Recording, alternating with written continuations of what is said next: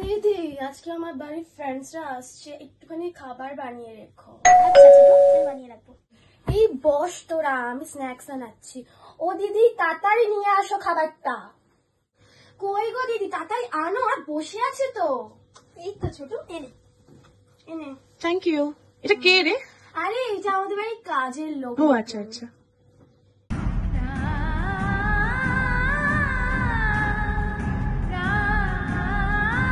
বাবা শাড়িটা কি সুন্দর লাগছে, দেখি তো চামড়া কি সুন্দর লাগছে। এই শাড়িটা বেঁধে পাবো, এই শাড়িটা পরে যেটা আমাকে বেশি বিউটিফুল লাগবে। সবাই আমার দিকে তাকিয়ে থাকবে। বাবা এই ছোট, আমি একটু এই তো শাড়িটা আমার দিদির বিয়েতে পরতাম। সরাও, তোমার এই ব্র্যান্ডেড শাড়িটার দাম জানো কত? 1 লাখ টাকা ব্র্যান্ডেড শাড়িটা। তোমার ওই রূপে মানাবে না। নিজের রূপটা দেখেছো আয়নায় গিয়ে? আর একটা কথা বলে দিচ্ছি, তোমার ভিখারি বলটা গিয়ে বলবে এই শাড়িটা কিনে দেওয়ার জন্য। বাসনালীর কাছ থেকে না কিনে নেবে 10 টাকা দিয়ে ছেঁড়া শাড়ি, বুঝলে? আরে না, আসলে আমি একটু আমার বোনের বিয়েতে পড়তাম। আরে বললাম না বাসনালীর কাছ থেকে নিয়ে নিতে। একটা কথা বলে কানে যায় না, আনকালচার।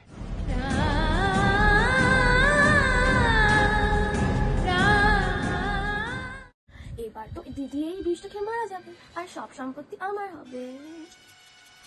আজকে দিদির শেষ দিন, এটা খেয়ে দিদি যাবে শ্মশানে, আর সব সম্পত্তি হবে আমার নামে। দিদি আমি তোমার জন্য চা বানিয়ে এনেছি। না ছোট, তাই দেখা না। আজকে এইটা খেয়ে যাবে দিদি শ্মশানে। কাকি কাকি একটু পকলিস হাতে দেবে, আমি একটু চেটে চেটে খাবো। এই যা তো এখান দিয়ে, ব্যবসায় তুমি মায়ের পা চাটে, আবার পকলিস চাইতেছি। তো বাপকে গিয়ে বল না যে পকলিস কিনে দিতে। বিক্রি বাড়ি ছেলে আবার চলে এসেছে, সংসারটা একটাও টাকা দেবে না।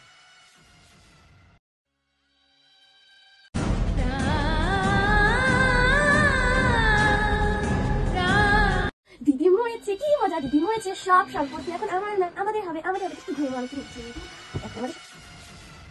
মারা গেছে, সব সম্পত্তি আমার হবে। আমি এখন মারা যাইনি ছোট। দিদি তুমি এখনো মরনি?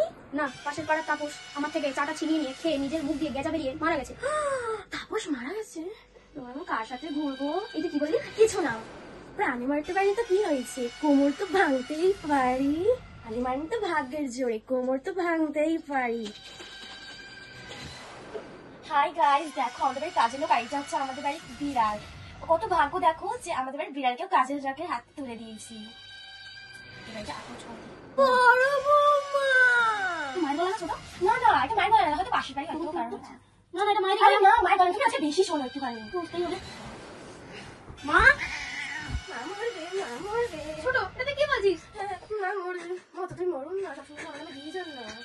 আমি মরার আগে বড় বৌমার নামে সব সম্পত্তি লিখে দিয়েছি। আমার মরার পরে ওই ভাগিদার হবে এই বাড়ির।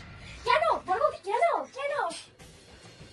আমি জানি ছোট, তুই মাকে মারার জন্য বাথরুমে শ্যাম্পু ঢেলেছিলি, তাই জন্য আমি আগে দিয়েই পুলিশকে ডেকে রেখেছি। ইন্সপেক্টর ওকে নিয়ে যান। আমি দেখে নেবো দিদি তোমাকে।